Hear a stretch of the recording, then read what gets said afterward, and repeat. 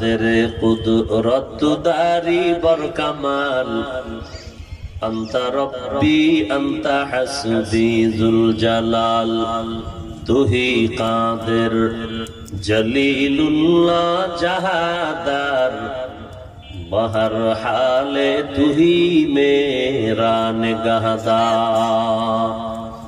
ऐ दुनियार मानुष আমি আল্লাহ কত মায়া করে তোমাকে সৃষ্টি করেছি।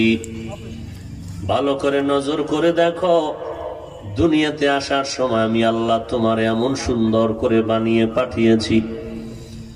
দুনিয়াতে আসার পর হাঁটার মতো শক্তি নাই, তোমার পেটে ক্ষুধা লাগছে, আম্মুকে ডাকিয়াও বলতে পারো না আম্মু আমাকে খানা দাও।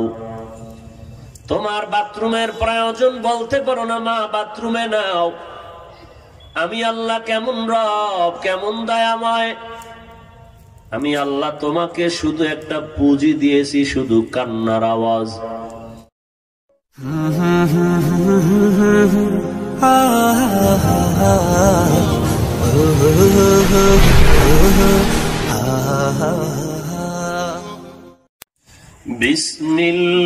বিসমিল্লাহির রহমানির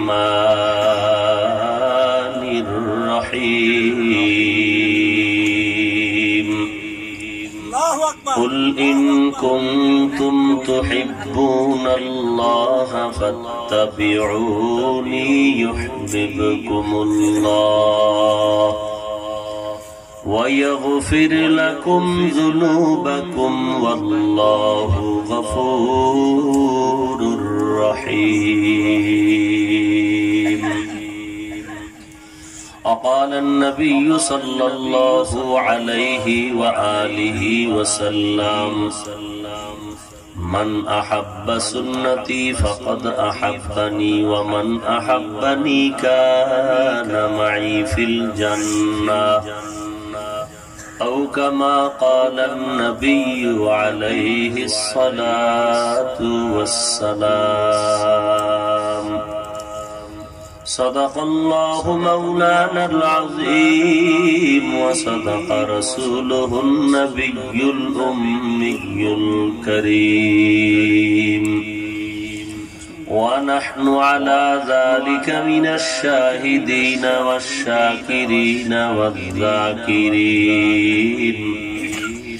والحمد لله رب العالمين. اللهم صل على محمد النبي الأمي وعلى آله وسلم تسليما. سبحانك لا علم لنا إلا ما علمتنا إنك أنت العليم الحكيم. رب اشرح لي صدري ويسر لي أمري واحلل عقدة من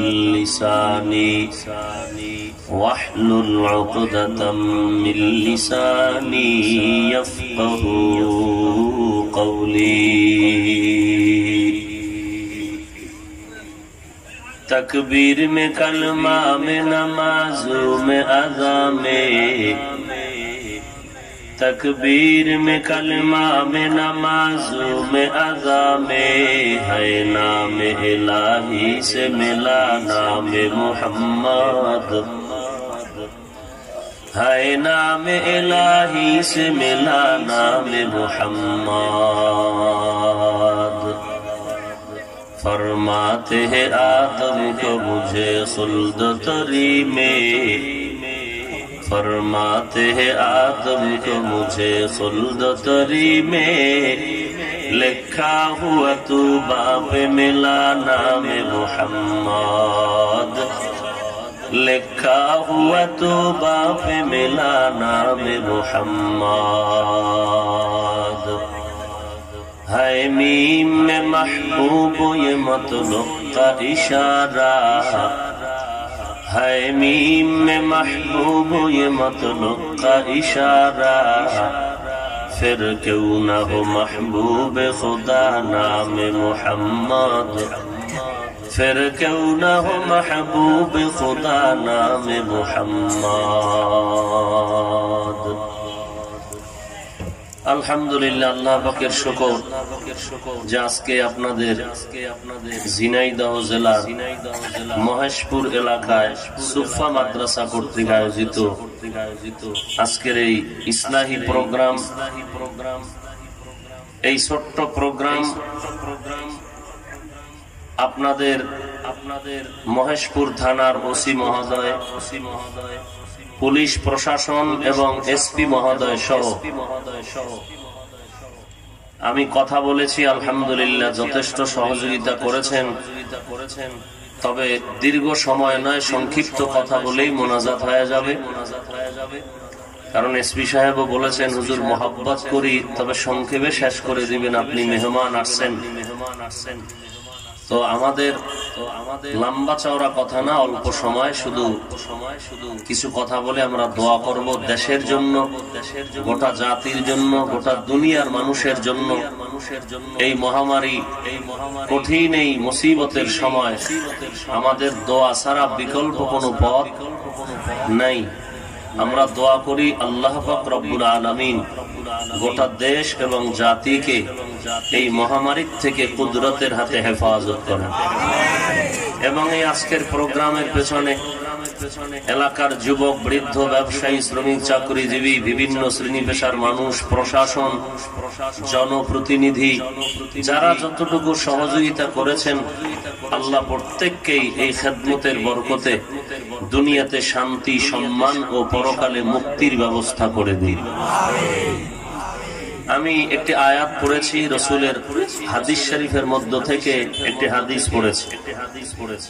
আল্লাহ পাক বলেন, হে রসুল করিম সাল্লাল্লাহু আলাইহি ওয়া আলিহি ওয়াসাল্লাম, আপনি আমি আল্লাহর পক্ষ থেকে উম্মতকে বলেন, ইন কুনতুম তুহিব্বুনাল্লাহ, হে দুনিয়ার মানুষ, তোমরা যদি আল্লাহকে ভালোবাসতে চাও, ফাত্তাবিউনি ইউহিব্বুকুমুল্লাহ, তোমরা আমি রসুলের অনুসরণ করো, অনুকরণ করো। তো কি লাভ হবে? তো আল্লাহ তোমাদেরকে মুহাব্বত করবেন। আর কি করবেন? ওয়াগফির লাকুম যুনুবাকুম, আল্লাহ পাক মুহাব্বত করে তোমাদের জীবনের গুনাহগুলো মাফ করে দিবেন। আল্লাহু গফুরুর রহিম, আল্লাহ হলেন চূড়ান্ত ক্ষমাশীল, পরম করুণাময়। রাসূলুল্লাহ সাল্লাল্লাহু আলাইহি ওয়া আলিহি ওয়াসাল্লাম ইরশাদ করেন, মান আহাব্বা সুন্নতি ফাকাদ আহাব্বানি ওয়া মান আহাব্বানি কানা মাই ফিল জান্নাহ, যারা আমি রসুলের সুন্নতকে মুহাব্বত করলো, সে আমি রসুলকেই মুহাব্বত করলো। আর যারা আমি নবীকে মুহাব্বত করলো, তারা আমি রসুলের সাথেই জান্নাতে থাকবে। এ হলো আয়াত হাদিসের তরজমা। মোটামুটি তরজমার দ্বারা যতটুকু উপলব্ধি করতে পেরেছেন, রসুলের মুহাব্বত, আল্লাহর মুহাব্বত আর মর্যাদা নিয়ে কিছু কথা। আল্লাহ বলেন, যদি আমাকে কেউ মুহাব্বত করতে চায়, যদি কেন বললেন? বলে আল্লাহ মুহাব্বত পাওয়ার অধিকার আছে, এই জন্য বললেন যে আমি তো অধিকার রাখি মুহাব্বত পাওয়ার মানুষের থেকে। কিন্তু মানুষ, আমি জানি অধিকাংশ ক্ষেত্রে নিমক হারাম। ইন্নাল ইনসানা লিরাব্বিহি লাকানুন, ইনসান বড় নিমক হারাম। নুন খায় গুণ গায় না, নুন খায় গুণ গায় না। তো আমি আল্লাহ এজন্য বললাম যে বান্দা আমি আল্লাহকে মুহাব্বত করবে, এটা তাদের দায়িত্ব। আর আমি আল্লাহ বান্দা বান্দির মুহাব্বত পাবো, এটা আমার অধিকার। কেন? আমি আল্লাহ প্রত্যেকটা মানুষকে নাপাক পানি থেকে সৃষ্টি করেছি। এক ফোঁটা নাপাক পানি মায়ের গর্ভে, এটাকে 40 দিন করে মন্থন করে ফিরিস্তার মাধ্যমে মায়ের গর্ভে প্যাকেটের মধ্যে প্যাকেট, প্যাকেটের মধ্যে প্যাকেট, এক বিন্দু অক্সিজেন ঢোকার কোনো কায়দা নেই। অথচ আমাদেরকে যদি নাক মুখ চেপে 1 মিনিট রাখা হয়, বাঁচার কোনো কি নাই, উপায় নেই। অথচ মায়ের মায়ের গর্ভে এক বিন্দু অক্সিজেন ঢুকার কোনো কায়দা নাই, এতটাই কাভারিং করেছেন আল্লাহ দীর্ঘ কয়েক মাস। আমাদের কোনো বিন্দু ক্ষতিও হয়নি। আল্লাহ বলেন এত সুন্দর করে তোমাকে আমি আল্লাহ বানিয়েছি। যখন রুহুটা দিয়েছিলাম তখন তোমাদের ক্ষুধার তৃষ্ণা হয়েছিল, আমি আল্লাহ খানারও ব্যবস্থা করেছি। তাহলে আমি তোমাকে এত সুন্দর করে বানাইলাম, খানার আয়োজন করলাম। দুনিয়াতে আসার পরে তুমি কি খাবে? ভাতও খেতে পারবে না, ফলও খেতে পারবে না। আমি আল্লাহ একটা ফ্লাক্স তৈরি করে দিলাম। দুনিয়ার মানুষ ফ্লাক্স তৈরি করে 24 ঘন্টার বেশি গরম পানি, গরম চা, গরম দুধ গরম থাকে না। আল্লাহ এমন এক ফ্লাক্স মায়ের স্তন করে দিলেন, 2 বছর পর্যন্ত তুমি দুগ্ধ পান করবা, এক বিন্দু মাত্র দুধ নষ্ট হবে না। কার কুদরত? এই কান্নার আওয়াজটা দিয়া মায়ের সাথে এমন একটা চুম্বুক লাগায় দিলাম। তোমার কান্না শব্দটা মা যখন টের পায় তখনই মা বুঝতে পারে তুমি কান্নার দ্বারা খানা চাইতেছো নাকি বাথরুমে যাওয়ার জন্য আবদার জানাচ্ছ। তোমার আব্বাও বুঝতে পারে না তুমি কান্নার আওয়াজ দিয়ে কি বুঝাতে চাও। আমি আল্লাহ মাকে বুঝার শক্তি দিলাম। বাচ্চা কান্না করতেছে, আব্বা জান বলে হয়তো বা ক্ষুধা লাগছে, তাড়াতাড়ি খানা দাও। মা বলে না, বাচ্চাটারে 5 মিনিট আগে খানা দিয়েছি, এখন তার কান্না খানার জন্য নয়। তো কেন কান্না করে? বলে কান্না করার একমাত্র কারণ বাচ্চার ঘুম আসতেছে, ঘুমের আগে বাচ্চারাও কান্না করে, এই ঘুমের কান্না কানতেছে। আল্লাহ তাআলা বলেন এরে গোলাম, আমি আল্লাহ পাক কেমন দয়াময়। এরপরে তোমার একটু বড় হয়েছো, খানার দরকার, ভাত তরকারি খাওয়ার জন্য তোমার মন চায়। আমি আল্লাহ দয়া করে দাঁতের কোনো ব্যবস্থা নাই, খানার জন্য দাঁতের আয়োজন করে দিলাম। পাওয়ারফুল দাঁত দেই নাই, অল্প পাওয়ারের দাঁত দিয়ে তুমি নরম নরম খানাগুলো খাবে। কিছুদিন পরে আবার শক্ত খানা খাইতে যখন দিল চাইলো, তুমি আমার কাছে আবদার করার আগে দাঁত ফালায় পূর্ণ পাওয়ারওয়ালা দাঁতের ব্যবস্থা করে দিলাম। এরে বান্দা তাকায় দেখ, দুনিয়ার ফ্যাক্টরির দিকে তাকাও। লবণের ফ্যাক্টরির থেকে কখনো তৈল বের হয় না, তৈলের ফ্যাক্টরির থেকে কখনো লবণ বের হয় না। আমি আল্লাহ কেমন দয়ার মালিক। মা এমন একটা ফ্যাক্টরি, এই মায়ের গর্ভ থেকে আমি আল্লাহ 10টা সন্তান বের করে দিলাম। 5টা সন্তান ছেলে বানাইলাম, 5টা সন্তান আমি আল্লাহ মেয়ে বানায় দিলাম। একটু তাকায় দেখ, একজনের চেহারার সাথে আর একজনের চেহারার কোনো মিল নাই, একজনের কণ্ঠের আওয়াজের সাথে আর একজনের আওয়াজের কোনো মিল নাই। শুধু তাই না, আমি আল্লাহ তোর সুন্দর করে বানাইলাম। একই মায়ের গর্ভের সন্তান, কারো এক হাত আছে আর এক হাত নাই, কারো 2 চোখের একটা চোখ ভালো আছে আর একটা চোখ ভালো নাই, কারো কানের শ্রবণ শক্তি একটার ভালো আছে আর একটা নষ্ট। আমি আল্লাহ দয়া করে তোমার দুটোটা হাত ভালো করে দুনিয়াতে পাঠাইলাম, কানের শ্রবণ শক্তিও ভালো করে দিলাম। এরে বান্দা, তুমি দুনিয়াতে আসার পরে খানা খাইবা 3 বেলার ভাত। এই ভাতের জন্য তোমার তরকারি দরকার, কত জাতের তরকারি আমি আল্লাহ তোমার জন্য ব্যবস্থা করে দিলাম। শাক দিলাম, সবজি দিলাম, এগুলো আবার রান্না করার জন্য তৈল লাগবে তাও দিলাম, পেঁয়াজ রসুনের ব্যবস্থাও করে দিলাম। এরে বান্দা, শাক ভালো লাগে না, মাছের ব্যবস্থা করলাম, কত হাজার ধরনের মাছ। একটা মজা লাগে না, আরেকটা মজা লাগে না, তো অন্য মাছ খাও। গোশতের জগতেও হাজার ধরনের গোশতের ব্যবস্থা করে দিলাম। 3 বেলার খানার পর বান্দা আরো কিছু বাড়তি খানা দিলাম, শরীরের ভিটামিনটা পূর্ণ করার জন্য ফলের ব্যবস্থা করলাম। 12 মাস বান্দা ফল খাইয়া শরীরের ভিটামিনটাকে সুন্দর করে রাখবা। আমি আল্লাহ এত নিয়ামত তোমাকে দিলাম, বলো বান্দা এই মোহাব্বত আমি তোমাকে না করলে তো দিতাম না। এত নিয়ামত দেওয়ার মানে কি তুমি আমাকে মোহাব্বত করবা না, আমার বিরোধিতা করবা না? এত কিছু দেওয়ার পর আমার কি অধিকার রাখি না তোমার থেকে আমি মোহাব্বতের আওয়াজটা শুনতে পাই? আল্লাহ বলেন, নবী জিজ্ঞাসা করেন, আমি আল্লাহকে যদি বান্দারা মোহাব্বত করতে চায়, কারণ মোহাব্বত পাওয়াটা আমি আল্লাহর অধিকার, আর আমার বান্দা বান্দি আমাকে মোহাব্বত করাটাই হলো তাদের দায়িত্ব। আমি আল্লাহ আসমান বানাইলাম, জমিন বানালাম, সূর্য, চাঁদ, পাহাড়, পর্বত, গাছপালা সব আমি বান্দার জন্য বানিয়েছি। সূর্যটার আলো বান্দার জন্য, চাঁদের আলো বান্দার জন্য। এরে গোলাম নজর করে দেখ, জমিনের মধ্যে তুই ফসল ফলাচ্ছ, গাছের মধ্যে ফল হচ্ছে। আমি যদি সূর্যটার আলো বন্ধ করে দেই, জমিনের ফসলের মধ্যে, ফলের মধ্যে কখনো আর কালার আসবে না রে বাবা। এই ফলের মধ্যে আর ফসলের মধ্যে যত কালার হয়, আমি আল্লাহ ওই কালারের জন্য সূর্যের আলোটার ব্যবস্থা করেছি। हकीकत से तू दुनिया में खबर है, दुनिया की नुमाइश पर नजर है।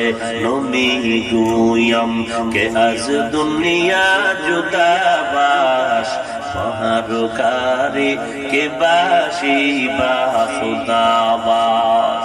जिसते दुनिया आज खुदा गाफिल बुदम, नक़माशो नक़राहो फरजिंदोज़न। आप दर कश्ती हालाके कश्तियाँ, आप अंदर ज़ीरे कश्ती पुश्तियाँ। এরে বান্দা, আমি আল্লাহ কেমন দয়ার মালিক। বাচ্চা, তুই মায়ের কিনারায় রাতের বেলা ঘুমাও, ওই ঘুমের মধ্যে তোমার মাও অচেতন হয়ে ঘুমায়। ওই অবস্থায় যদি মা ঘুরিয়া রাতের ঘুমের মধ্যে তোমার শরীরের উপরে পড়ে যায়, তোমার মরণটা হয়ে যাবে, তুমি নিঃশ্বাস আর ফেলতে পারবা না। আমি আল্লাহ কেমন দয়ার মালিক জানো? ফেরেশতারে আমি পাহারাদার বানায় দিলাম, সন্তান ঘুমাবে, মা যেন গায়ের উপরে ঘুরিয়া কষ্ট না দেয়।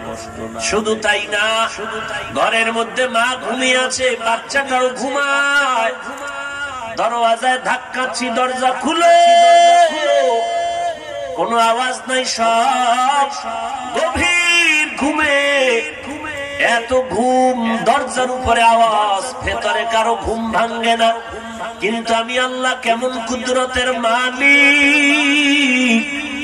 এত গভীর ঘুমের মধ্যে তাকাও, মায়ের পার্শ্বে শিশু বাচ্চাটা একটু করে যখন আওয়াজ দেয়, মায়ের কাঁচা ঘুমের মধ্যে মা সজাগ হয়ে বাচ্চার দিকে নজর দেয়। এই মা তোমাকে নিয়ে কত কষ্ট করেছে রে সন্তান। যেদিন আমি দুনিয়াতে আসার সময় হয়ে গেল, আমার মা বড় অচেতন, মনে হয় যেন 7 আসমান আমার মায়ের মাথার উপরে বোঝা হয়েছে। মায়ের চোখে পানি ঝরতেছে আর চিৎকারের আওয়াজ। আমার দাদি, আমার নানি পাশে বসে আছে, সান্ত্বনার আওয়াজ। এক পর্যায়ে আমার মা মরণ কামড় দিয়া কান্না করে বলে, আমার মা, আমার দাদি, আমার নানিকে বলে, আমার স্বামীকে একটু আমার পাশে দাও, একটু কথা বলতে চাই। দাদি নানি সরে গেলেন, আমার আব্বা জানকে মা পাশে পাইয়া আব্বা জানের হাতটা ধরিয়া মা কান্না করে আর বলে, ও স্বামী আমার, আমাকে মাফ করে দাও। আমি মনে হয় আর বাঁচব না রে স্বামী, তোমার ঘরে এসে আমি মন ভরে খেদমত করতে পারি নাই, মাফ করে দাও। কারণ আমার সন্তানের প্রসব বেদনা সাত আসমান বোঝার মতো, আমি মনে হয় আর বাঁচব না, মরে যাব। আব্বা জান আমার আম্মাকে কি পরিমাণ সান্ত্বনার বাণী শুনিয়েছিলেন রে মুসলমান। এরে নবীর আশিক উম্মতের দল, আল্লাহ রাব্বুল আলামিন বলেন, এরে সন্তান, আমি যখন মায়ের গর্ভ থেকে দুনিয়াতে আসি, আমার আব্বা যেন চোখের পানি ছেড়ে কান্না করে, আমার মা কান্না করে, আমি আর বাঁচব না, আল্লাহ তুমি আমাকে মাফ করে দাও। আমার মা কান্না করার পর এরপর মা আশা হারায় না, দোয়া করে, আল্লাহ আমার এই কষ্টের সন্তানটারে তুমি দিনদার আদর্শবান বানায় দিও। ও এলাকার মুসলমান মা বোনেরা, ও যুবক, ওই মা দুনিয়াতে যার নাই, ওই সন্তান যারা বাবা হারিয়ে ইতিম হয়েছে, আল্লাহর দরবারে দোয়া ছাড়া কোনো পথ নাই। এমন এক মহামারী জগতের মধ্যে এসে গেল, মা অসুস্থ হলে সন্তান কিনারায় যায় না, সন্তান অসুস্থ হলে মা বাবা কিনারায় যায় না। আমাকে এক পুলিশ ভাই বললেন, বাবায় মরে গেল করোনায় আক্রান্ত, সন্তানেরা লাশটা রাস্তার পাশে ফেলে আসলো, রাতের বেলা খবর নেই। 24 ঘন্টা পরে পুলিশ খবর দেওয়ার পর পচা গন্ধ ছুটে গেল। আফসোস করে বলে, এই তো দুনিয়ার নিয়ম, কলিজার টুকরা সন্তান মরে যাওয়ার পরে ভয়ে, আক্রান্ত হওয়ার ভয়ে বাবার লাশের কিনারায় গেল না। পুলিশ ভাইয়েরা ওই লাশটা নিয়ে দাফন কাফনের ব্যবস্থা করে দিল। এরে নবীর উম্মতের দল, চোখ দুটো বন্ধ করে দেখো, দুনিয়াটা কিছুই না, এমন একটা দিন আসবে এই ময়দানে বয়ান চলবে, কিন্তু আমরা হয়তো থাকবো না। যারা অতীতে ছিলেন আজ অনেকেই নাই, কিন্তু হিসাব মিলাতে হবে, দুনিয়াতে কেন আসলাম, আবার কি নিয়ে কবরে যাইতেছি। আল্লাহ পাক বলেন, ও নবী উম্মতের বলেন, আমি আল্লাহকে যদি মহব্বত করতে চাই, মা বাবাকে মহব্বত করে, সন্তানরে মহব্বত করো, কিন্তু সব থেকে মহব্বতের দাবিদার আমার আল্লাহ। ওই আল্লাহকে যদি ভালোবাসতে চাও, আল্লাহ পাক বলেন, নবী বলেন, আপনার অনুসরণ করলেই আমি আল্লাহর ভালোবাসা হয়ে যাবে। নবীজির অনুসরণ কেমনে হবে? বলে, নবীর আদর্শের মালাটা গলায় লাগাতে হবে রে বাবা, নবীর সুন্নাত অনুযায়ী চলো, নবীর তরিকা মতে চলো। উম্মতেরা যদি নবীর তরিকা মতে চলতো, তাহলে জবান দ্বারা কাউকে গালি দিত না, হাত দ্বারা কারো উপরে অন্যায় করত না, মদের বোতল নিয়ে মদ পান করত না। এই মহামারীর মধ্যে মানুষ গুনাহ থেকে তওবা করার জন্য এই বিপদ, আল্লাহ বলেন, বান্দা এই বিপদ আসছে গুনার কারণে, গুনাহ থেকে তওবা করো, আমি আল্লাহ বিপদ থেকে তোমাদের হেফাজত করে দিব। আল্লাহ পাক এই বিপদ দিয়া বান্দাকে সতর্ক করলেন, গুনাহের থেকে ফিরে যাও, নবীর তরিকার আদর্শের মালাটা গলায় লাগাও। এরে যুবক, তোমার আমার মতো যুবক তাকায় দেখো, স্কুল কলেজে লেখাপড়া করে, দাড়িওয়ালা 5 ওয়াক্ত নামাজি আছে না নাই? বালিশে মাথা লাগায় চিন্তা করিও, তুমি আমি কেন নামাজ পড়তে পারবো না? তোমার আমার মতো যুবকরা আবার police, BDR, doctor, professor, engineer, সাংবাদিক, সাহিত্যিক, কবি, উকিল, barrister, OC, DC, SP, IG, তাকায় দেখো, এক ওয়াক্ত নামাজও বাদ দেয় না। তাদের মধ্যে এমন আল্লাহর বান্দা আছে না নাই? তুমি কেন পারবা না রে বাবা? আসলে কবরের চিন্তা নাই, মরণের ভয় নাই। তোমার আমার মতো কত যুবক সন্তান ব্যবসা করে, চাকরি করে, নামাজ বাদ দেয় না। এরে পর্দার আড়ালের মা, আপনাদের কপাল কত ভালো। ওই মা বাবার কপাল ভালো, যেই মা বাবার সন্তান হয় কোরআনের আলেম, ওই মা বাবার কপাল কতই না ভালো, যেই মা বাবার সন্তানের দ্বারা মানুষের খেদমত চলে, মানুষের সেবা চলে, জাতির খেদমত হয়। ওই মা বাবার কপাল কতই না ভালো, যেই মায়ের সন্তানের পেছনে দাঁড়াইয়া হাজার হাজার মানুষ নামাজ আদায় করে। ওই মা বাবার কপাল ভালো, যেই মা বাবার সন্তানের কাছে হাজারো মানুষ দোয়ার জন্য দৌড়ায়। এরে নবীর উম্মতের দল, এমন জীবনটাই তো তোমার কামনা করা দরকার।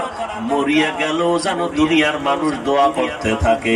হাটহাজারীর হুজুর চলে গেলেন, কিন্তু তার নামের দোয়া আর বয়ান বন্ধ নাই।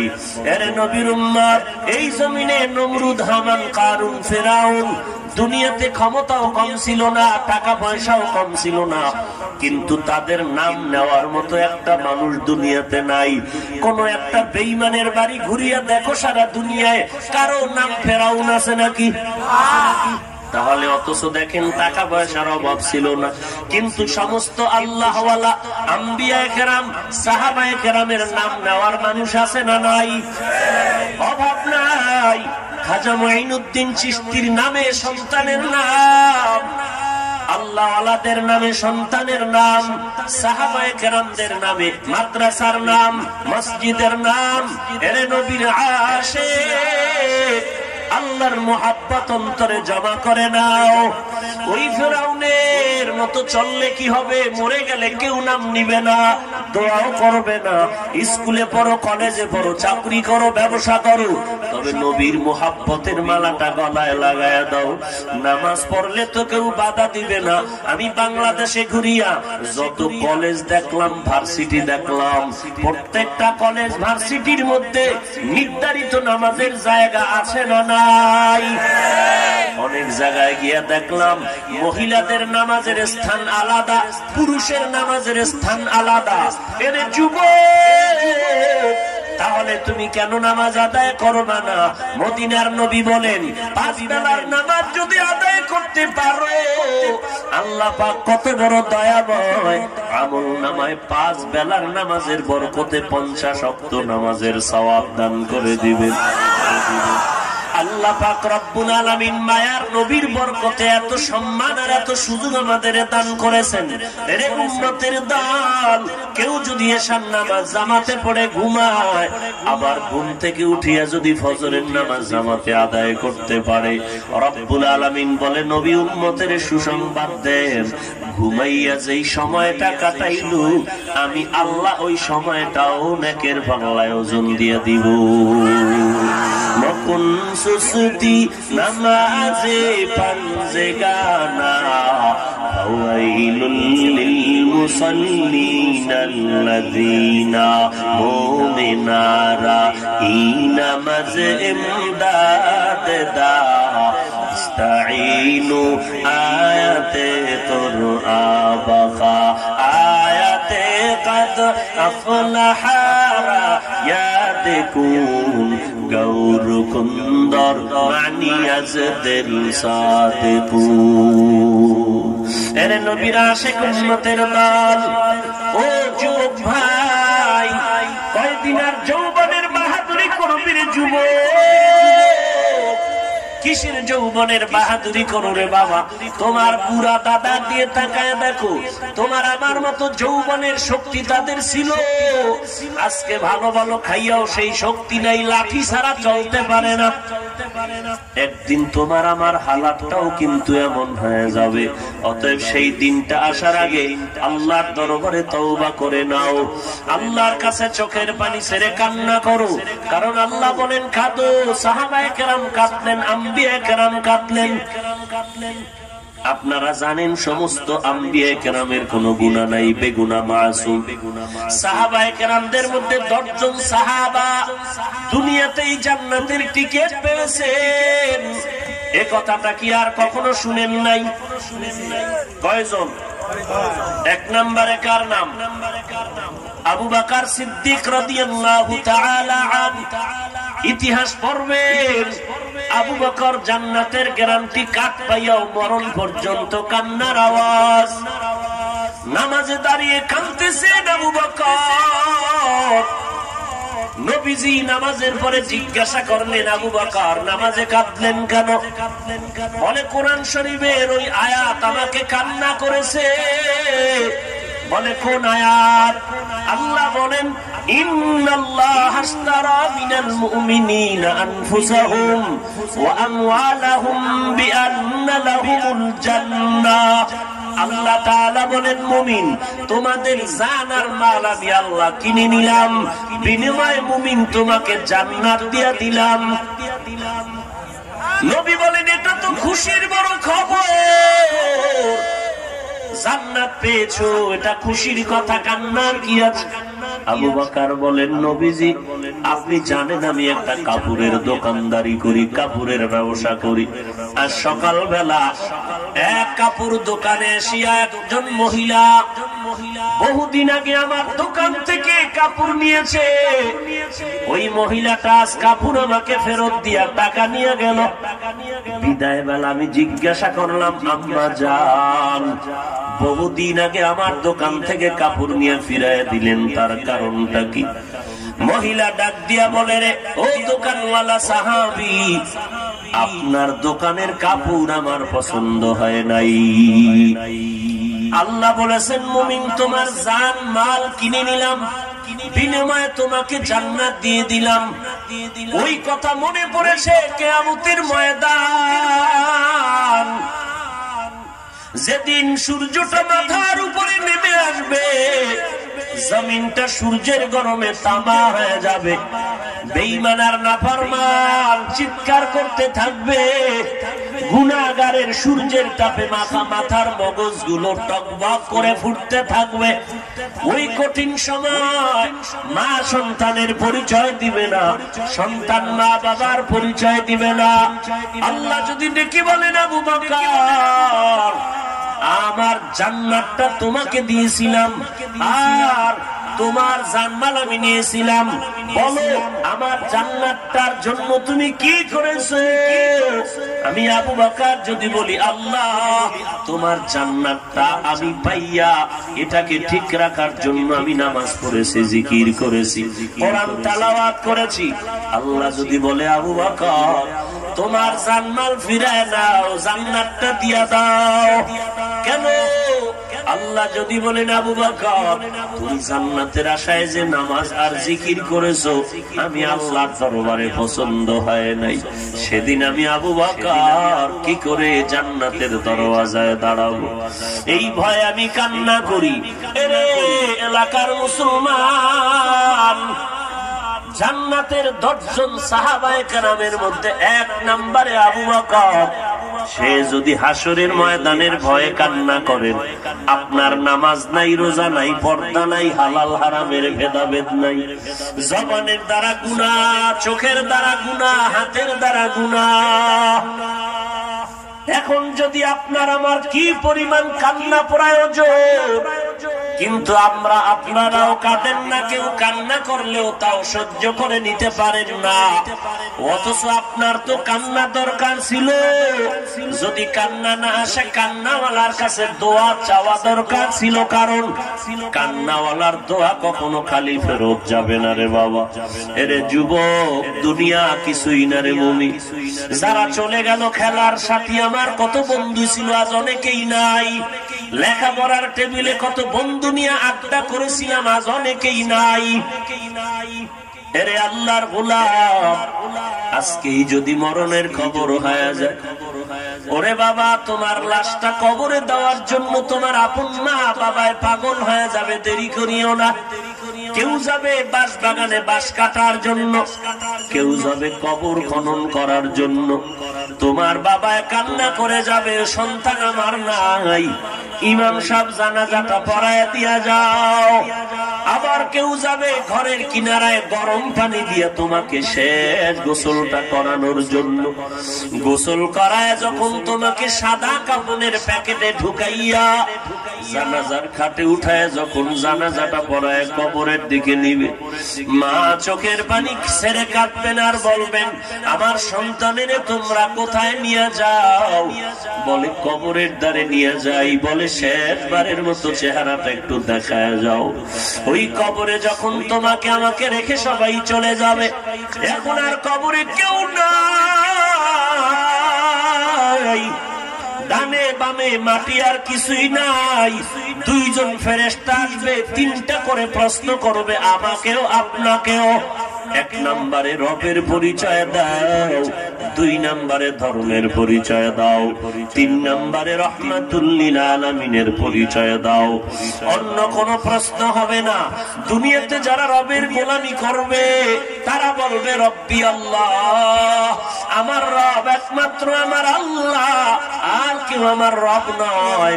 যেই রব আমাকে লালন পালন করে বড় করেছেন, যেই রব আমার কথা বলার শক্তি দান করেছেন, যেই রব আমার সুন্দর চেহারা দান করেছেন, তিনি আমার রব।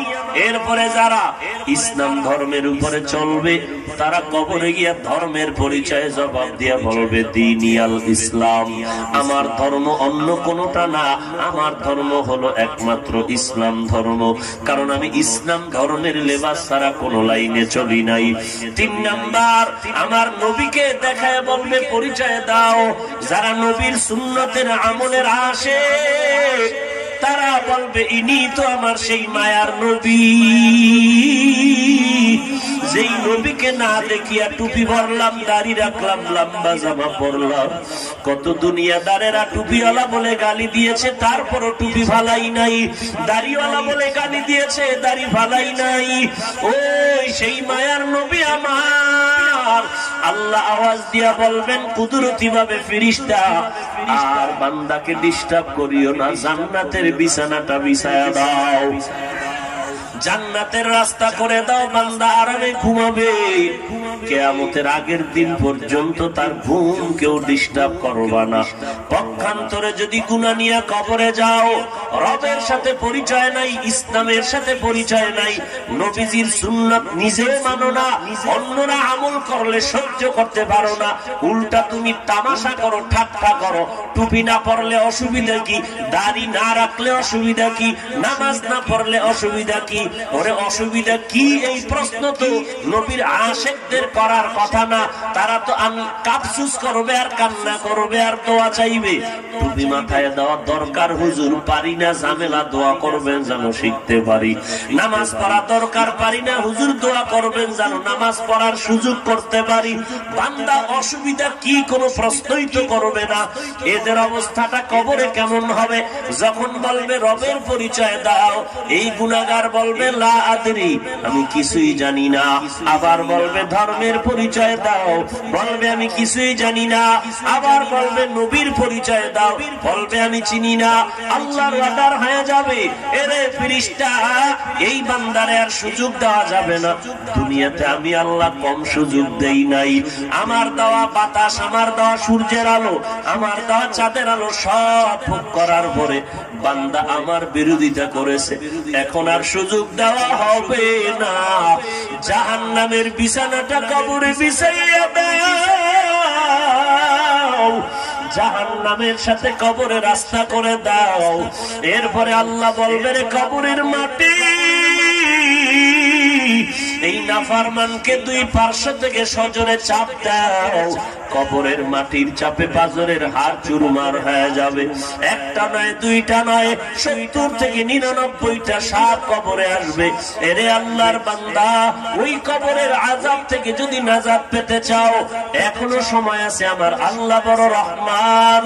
পাহাড় সম পরিমাণও যদি গুনাহ করে চোখের পানি ছেড়ে দাও, আল্লাহ পাকের ওয়াদা জাহান্নামের আগুন হারাম হয়ে যাবে। আল্লাহর কাছে তওবা করো। আল্লাহ, গলায় ছুরি আসবে আর নামাজ ছাড়বো না, বেপরদায় চলবো না, মা বাবাকে কষ্ট দিব না, দেশের বিরুদ্ধে, জাতির বিরুদ্ধে ষড়যন্ত্র করবো না, নবীর সুন্নাত অনুযায়ী চলবো, কোরআন শরীফ তেলাওয়াত না পারলে শিখবো, আর জবান দিয়া গালি দিব না, গীবত শিকায়াত করে গুনাহগার হব না।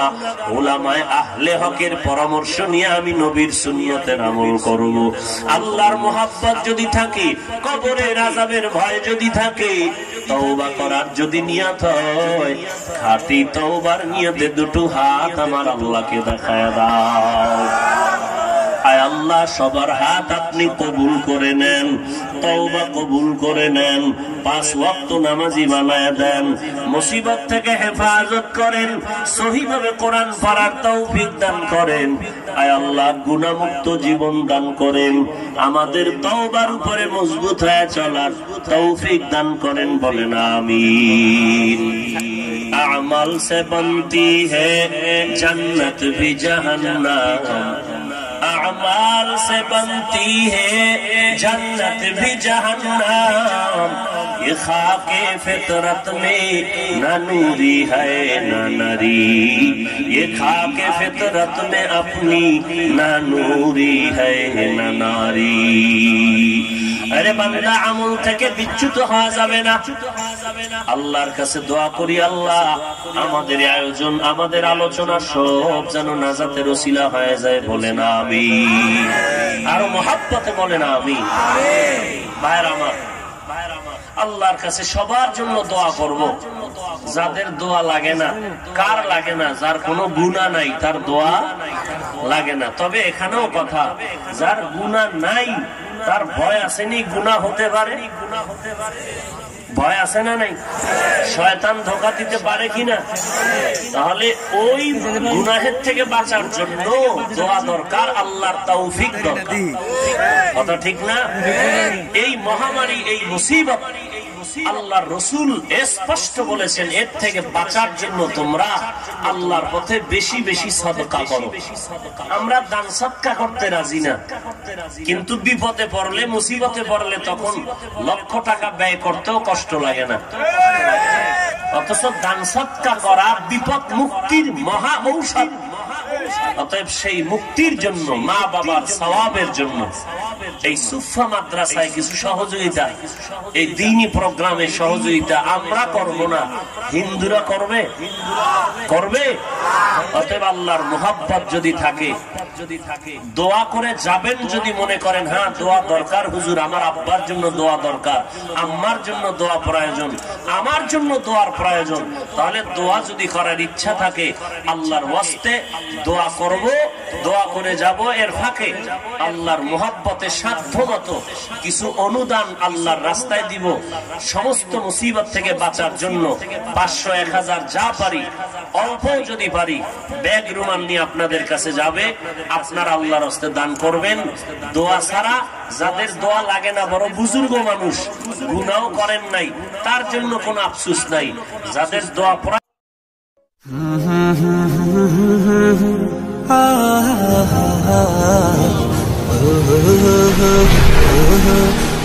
ah